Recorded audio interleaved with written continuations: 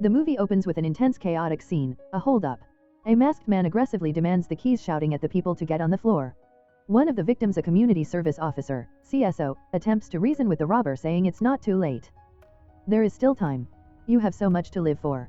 The robber, however, identifies himself as just like you, a local boy, and then bizarrely says I love you before leaving the scene. The CSO, later identified as Ramon, is praised by his colleague for being the best community service officer. The film then introduces the daily life of the CSOs. Ramon, dedicated and rule-abiding, is seen issuing a fine to an elderly woman, Mrs. Verkijk, for not cleaning up after her dog Eddie despite her protests about the cost on her state pension. Back at the police station, Ramon and his colleagues Dylan and Bruno are shown. Ramon has an awkward, unsuccessful attempt to ask Dylan out, settling for the staff canteen, much to the exasperation of Bruno, who offers Ramon advice on women that Ramon promptly ignores. Later, Ramon is seen at home where his mother is romantically involved with a man named Wilfred. Ramon expresses his discomfort to his mother about Wilfred being there and takes some things from the shed, including a dream catcher he had left for Dylan earlier. Meanwhile, Ramon's brother Kevin, a police officer, is involved in a stakeout with his partner Jack. Kevin is disciplined and follows protocol, while Jack is reckless, impatient, and hungry, constantly ordering food and joking. They are staking out a location waiting for drug dealers. When they see a van arrive and a transfer beginning, Jack ignores Kevin's insistence on waiting for backup and charges in. A brief violent confrontation ensues with a group of young men. Kevin and Jack apprehend a couple of minors, Moose and Yusef, but the main culprits escape in their van after Jack foolishly left the keys in the ignition. Although they manage to secure a significant amount of cocaine, their superior, the chief, is furious, especially with Jack, whom he threatens to fire for his recklessness, but also expresses disappointment in Kevin. Later, Jack and Kevin are eating and Kevin shares his intention to quit the force, tired of the low morale and lack of results. Moments later, the radio reports that a transport has been intercepted and the chief calls Kevin. The scene shifts and Ramon is having dinner with his mother and Wilfred, who uses an elaborate metaphor about a chicken versus an eagle to encourage Ramon to soar but still call ahead. Ramon then receives a devastating call. It's about Kevin. Kevin's funeral is implied and Ramon and Jack meet both mourning. Jack and Kevin were not just partners. Ramon reveals that Kevin was his half-brother. Jack initially denies knowing Kevin while calling him a distant colleague, but Ramon recognizes the necklace Jack is wearing, which belonged to their late father. Jack, still consumed by guilt and the need for vengeance, insists that the perpetrators who killed Kevin must have been waiting for them, knowing their route.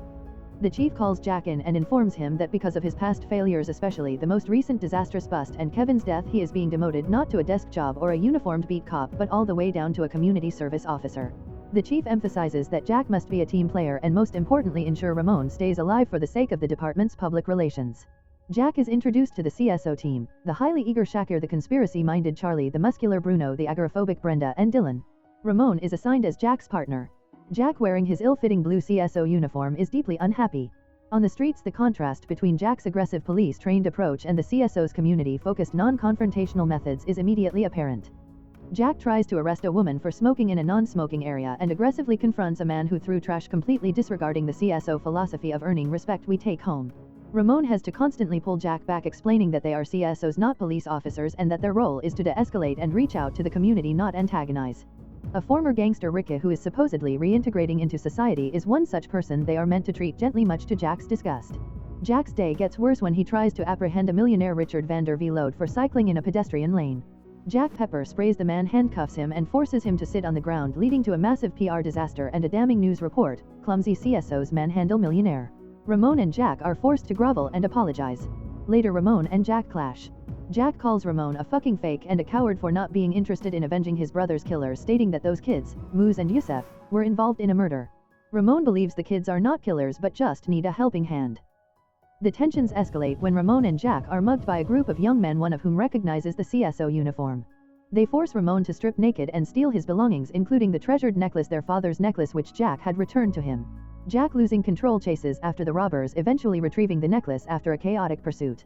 The next day, Jack is still consumed by Kevin's case while the chief tells him to focus on the CSO work. She reiterates the importance of keeping Ramon safe and mentions that the two minors they caught were involved in the robbery and murder. She reveals that she placed Jack with Ramon to help him, comparing it to that movie where they have to save Matt Damon. Ignoring the chief, Jack uses his CSO duties to continue his investigation. After an absurd incident where Ramon forces an old woman, Mrs. Verkijk, to clean up Eddie's mess with a bag he hands her, Jack realizes his superior, de Koning, may be the one who leaked information about Kevin's route, allowing the attack to happen. Ramon, however, is focused on the minors Moose and Yusef after spotting them with a suspicious armed man, a recruiter who is turning them into foot soldiers. Ramon insists they call for backup, but Jack is too focused on the case, seeing an opportunity to finally catch the criminals responsible for his brother's death.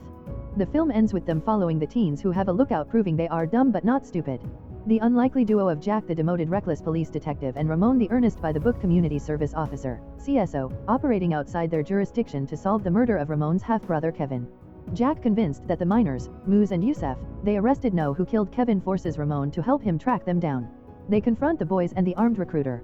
Ramon, in a desperate attempt to extract information, uses aggressive tactics including threats of violence and immersion in the water, which Jack is forced to de-escalate. The boys reveal that the crime was orchestrated by the Bukharis, a major cocaine-running family, and direct them to their front business, the Drift Kicker indoor kart track. Jack and Ramon go to the track. Jack, still prone to reckless action, attempts to sneak in while Ramon, forced to think before he acts, creates a diversion by complaining to the manager Yasmina Bukhari about the smell of gasoline. Jack overhears a deal being made to move the confiscated cocaine. His cover is blown when he confronts a suspect from the earlier raid who recognizes his distinctive shoes. A chaotic pursuit ensues involving Jack, Ramon, and Yasmina. Ramon, using his new CSO partner's aggressive style, manages to confront Yasmina and pin her down, demanding to know what she did to his brother. Yasmina, however, professes ignorance and claims the Bukharis were also robbed and that a gang war is underway. The realization that the Bukharis aren't the killers forces Jack and Ramon to re-evaluate their investigation. Ramon uses his CSO contacts for intel, learning that the Bukharis' main competitor is Smits, the car dealer. Jack and Ramon stake out the car dealership, with Jack reluctantly agreeing to follow Ramon's lead for once. While Ramon writes tickets for illegally parked cars to maintain cover, Jack spots a suspect wearing distinctive shoes and forces Ramon to pursue. They overhear a conversation involving a man named Nico about a deal scheduled for 8 p.m. at a location cryptically referred to as Grasshopper and Rat. Ramon cleverly deduces this refers to the Bleedorp Zoo. At the meeting spot, a waste incinerator lot turned into an amusement park, Jack and Ramon observe the cocaine transfer between Smits's crew and the Poles, who Jack mistakenly calls Nazis. Jack, despite their unarmed CSO status, refuses to call for backup. He and Ramon confront the armed men. Ramon's distraction and self-sacrifice allow Jack to charge in, but the real culprit, Smits, recognizes Jack as Kevin's partner and confirms that Kevin was corrupt, taking bribes from Smits and attempting to back out of the criminal operation. Smits admits he killed Kevin. After a tense, violent confrontation with Smits and his crew, in which Ramon's CSO training and principles conflict with Jack's ruthless revenge mission, police arrive to arrest the gang. Smits, however, escapes. In the aftermath, a distraught Ramon has to process the revelation that his admired half-brother was corrupt. Jack, showing a rare moment of empathy and maturity, tells Ramon that his destiny is his own and he doesn't owe anyone anything. The case isn't over. Jack realizes that Smits's confidence suggests higher-level protection than just the police chief de Koning, who Jack is convinced is corrupt. This theory is validated when the two CSOs are nearly killed by a hand grenade planted in a car. Ramon recognizes the getaway vehicle as one driven by Guido, one of de Koning's lieutenants. They track him to the police station, where they are confronted by de Koning and Guido, who capture them. De Koning reveals she, Guido, and others are part of the corruption ring, and she had framed the two CSOs to cover her tracks. She admits that Jack's partner Kevin was corrupt and died because he wanted to quit and expose them. Guido then taunts Ramon, confessing that he was the one who personally shot Kevin. Jack and Ramon manage to escape using their improvised fighting skills and the help of their CSO colleagues, who rush to the scene. De Koning is arrested, but Guido escapes. Jack is reinstated to criminal investigations, but Ramon, disillusioned, considers quitting the CSO force. However, Bruno's comment about Vander Vlode Tower, owned by the millionaire Jack pepper sprayed, sparks a realization in Jack. He connects the earlier confrontations with Vander Vlode Bukhari and Smits to a meeting happening at the tower. Ramon, going alone, finds Guido, Smits, Bukhari, and Vander Vlode attempting to broker a new deal to divide the city's drug territory. Ramon, displaying the courage and confidence he lacked earlier, confronts them alone.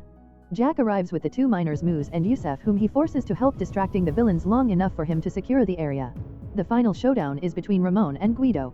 Ramon's commitment to justice over revenge prevails, and Guido is arrested by the arriving police. Ramon also captures Vander Vlode, whom Jack frames for the murder, with a staged scene ensuring the entire criminal operation is taken down. In the end, Jack's transfer is annulled and he's welcomed back to CI, while Ramon, deciding he is meant for a different kind of service, chooses to remain a CSO. Ramon's CSO colleagues, who helped him throughout the ordeal, surprise him with a newly furnished youth center, the realization of his long-held dream. The movie closes with Jack and Ramon, the unlikely partners and now full-time CSOs, playing football with the miners, showing that they are truly in it together.